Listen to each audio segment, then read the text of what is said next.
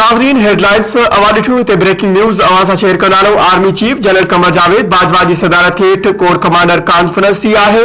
Conference में security सूरत हाल समेत सरहदी मामलन बाबत ख्यालन की डेवट कई वही है। ISPR मूजिब कॉन्फ्रेंस में शिरकत कंदड़न के रद्दुल फसाद ऑपरेशन की कामयाबिन लागापियल मामलन ते ब्रीफिंग दी वही है। Army chief general Qamar Javed Bajwa मरी में रिलीफ ऑपरेशन बलोचिस्तान में इमदादी सरगर्मिन बाबत कयल कोशिशुन की वाखाण कई है। कॉन्फ्रेंस में army chief general Qamar Javed Bajwa चयो त चैलेंजिस के मुंह ॾियण लाइ जंगी तैयारियुनि जी तरबियत के जारी रखियो वेंदो। खबर के हवाले से वाक़े भेरो ॿीहर आगाह कंदा रहूं तो army chief general Qamar Javed Bajwa की सदारत हेठ कोर कमांडर कॉन्फ्रेंस थी। कॉन्फ्रेंस में सिक्योरिटी सूरत हाल समेत सरहदी मामलन बाबत ख्यालन की डेवट कई वही। ISPR मूजिब कॉन्फ्रेंस में शिरकत कंदड़न के रद्दुल फसाद ऑपरेशन की कामयाबिन लागापियल मामलन ते ब्रीफिंग दी वही। Army chief general Qamar Javed Bajwa मरी में रिलीफ ऑपरेशन बलोचिस्तान में इमदादी सरगर्मिन बाबत कयल कोशिशुन की वाखाण कई। कॉन्फ्रेंस में army chief general Qamar Javed Bajwa चयो तो चैलेंजिस के मुंह ॾियण लाइ जंगी तैयारियुनि की तरबियत के जारी रखियो वञे।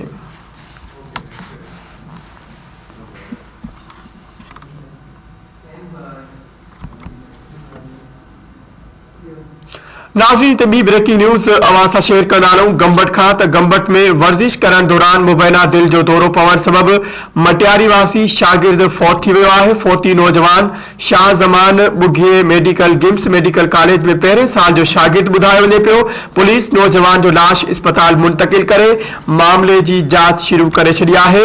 हिकु भेरो ॿीहर अफ़सोसनाक ख़बर के हवाले से वाक़े आगाह कंदा रहूं। गंबट खां इहा ब्रेकिंग न्यूज़ अवासा शेयर करे आहियूं त गंबट में वर्जिश करण दौरान मुबैना दिल जो दौरो पवण सबब मटियारी वासी शागिर्द फौत थी वियो आहे।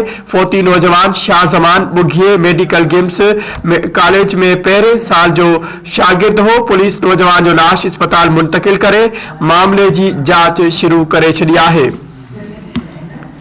ॿुधायो वञे पियो त फौती नौजवान शाह ज़मान बुघियो मेडिकल गिम्स कॉलेज में पहिरें साल जो शागिर्द हो। पुलिस नौजवान जो लाश अस्पताल मुंतकिल करे मामले की जांच करे छॾी आहे।